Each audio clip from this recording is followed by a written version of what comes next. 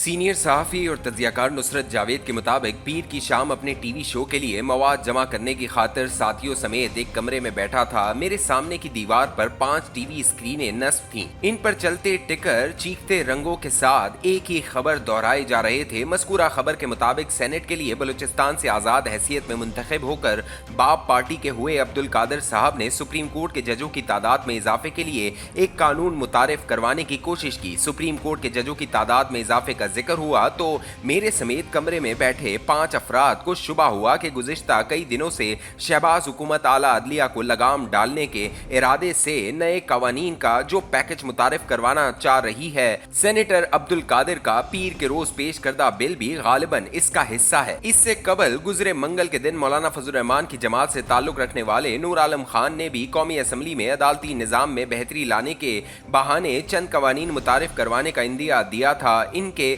तजवीज़ करदा कवानीन मगर मंजूरी के लिए महज सादा अक्सरियत के तालिब नहीं थे। इनकी मंजूरी आइन में तरमीम के बगैर मुमकिन नहीं और आइन में तरमीम के लिए 2/3 अक्सरियत की हिमायत दरकार होती है। फिल वक्त वो शहबाज हुकूमत को मैसर नहीं। हैरत हुई कि निजी हैसियत में मौलाना फजल रहमान की जमात से ताल्लुक रखने वाले नूर आलम खान 2/3 अक्सरियत की हिमायत हासिल करने की तवक्को क्यों बांधे हुए हैं। नूर आलम खान पीपल्स पार्टी से नाराज होकर तहरीक इंसाफ के हो गए थे। इसके टिकट पर 2018 में कौमी असम्बली के लिए मुंतखब हुए तो जल्द ही इसकी हुकूमत से भी मायूस होना शुरू हो गए। बिलाखिर 2021 के वस्त में खुलकर बगावत का ऐलान कर दिया। तहरीक इंसाफ इन्हें मुनरफ पुकारते हुए समाजी एतबार से इबरत का निशान बनाने को डट गई। बहरहाल तहरीक इंसाफ इन दिनों की कौमी असम्बली में भी अरकान की तादाद के हवाले से सबसे बड़ी जमात है।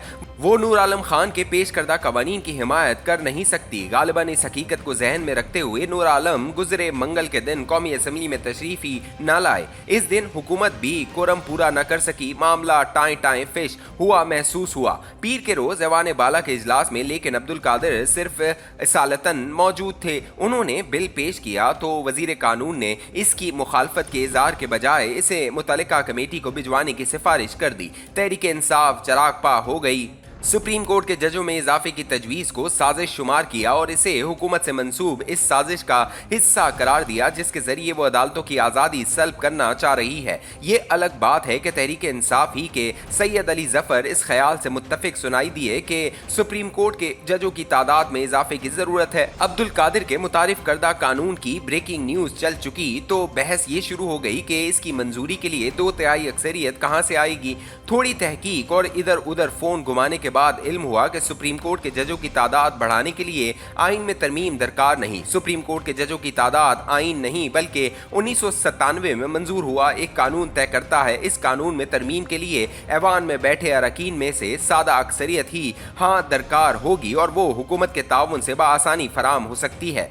सेनेटर अब्दुल कादिर के मुतारिफ करदा कानून ने जो शोरो गोगा भड़काया वो मेरे और आप जैसे आम पाकिस्तानी की रोजमर्रा जिंदगी में कतअन कोई तब्दीली नहीं लाएगा। ये मिनटों का बयान करदा नया कानून ही होगा जो मंगू कोचवान को जिंदगी की अजियतों का गुलाम ही बनाए रखेगा। पीर ही के दिन मगर सेनेटर इरफान सिद्दीकी साहब ने भी एक कानून मंजूर करवाने की कोशिश की। मकसद इसका इस्लामाबाद में जलसे जुलूसों और मुजाहिरों को किसी सूरत कवायद व जवाबित के तहत लाकर इस शहर की जिंदगी को मामूल के मुताबिक लाना है। मंगल के सुबह उठकर मैंने उर्दू अखबारात में मजवूजा कानून की तफसीलात जानने की कोशिश की, नाकाम रहा। ये सोचते हुए दुख हुआ कि दौरे हाजिर के नौजवान सहाफ़ी कानून साजी के अमल को हमारी नस्ल के बरअक्स नजरअंदाज करने को तरजीह देते हैं। इन्हें दोष देने का मगर मुझ में हौसला नहीं। कानून साजी का जिक्र सोशल मीडिया पर आपको ज्यादा से ज्यादा लाइक्स और शेयर्स फराम नहीं करता।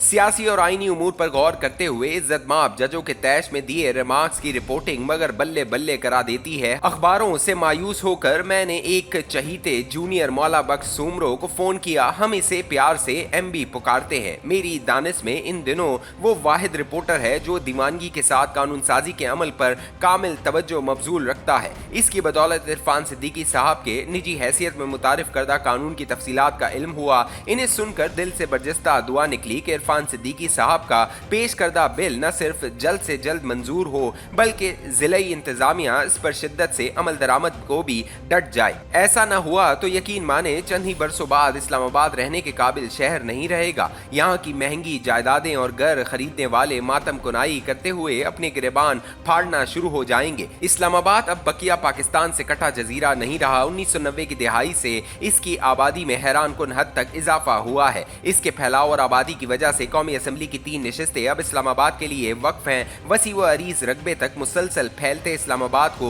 ओवरहेड पुलों, अंडर पासेस और सिंगल फ्री शाहराहों के जरिए जदीद तर बनाने की हर मुमकिन कोशिश हुई है। गुज़िश्ता 3 महीनों से मगर हफ्ते के तकरीबन हर दूसरे या तीसरे दिन आप घर से निकलकर मंजिल मकसूद पर जाना चाहें तो कम अज कम 1 घंटे तक ट्रैफिक में फंसे रहते हैं। सिंगल फ्री शाहराहें अक्सर कंटेनर लगाकर बंद कर दी जाती हैं क्योंकि हर दूसरे रोज किसी न किसी मसले की वजह से नाराज हुए गिरोह अपने जज्बात के इजहार के लिए पानबान के रूबरू वाक़े नाम नेहाद डी चौक पहुंचना चाहते हैं। डी चौक पहुंचकर वहां धरना देकर बैठ जाने की रिवायत कनाडा से आए एक तमाशा घर ने मुतारिफ करवाई थी। 2014 में वो इमरान खान के कजन हुए तो धरने का सिलसिला 126 दिनों तक फैल गया। हुकूमत से किसी न किसी वजह से नाराज हुई हर जमात और गिरोह अब डी चौक ही जाने को मिसर रहता है। मुजाहिरीन का इसरार पुलिस को वो तमाम शाहराहें कंटेनर से बंद करने को मजबूर कर देता है जो सिग्नलों से पाक रखकर शहरियों के लिए घरों और मकसूद मकामात तक जल्द अज जल्द पहुंचने की खातिर बनाई गई थी। इस्लामाबाद की सड़कें अब दिल की रगों की तरह एक दूसरे से जुड़ी हुई हैं। इनमें से कोई एक बंद हो जाए तो बकिया सड़कों पर ट्रैफिक जाम हो जाता है और आप कम अज कम 1 घंटा इसमें फंसे रहते हैं। सेनेटर इरफान सिद्दीकी साहब का शुक्रिया कि उन्होंने इस्लामाबाद के आम शहरियों के दर्द का एहसास करते हुए इसका हल ढूंढने की कोशिश की है। रब करीम से फरियाद है कि वो अपनी कोशिश में कामयाब रहें।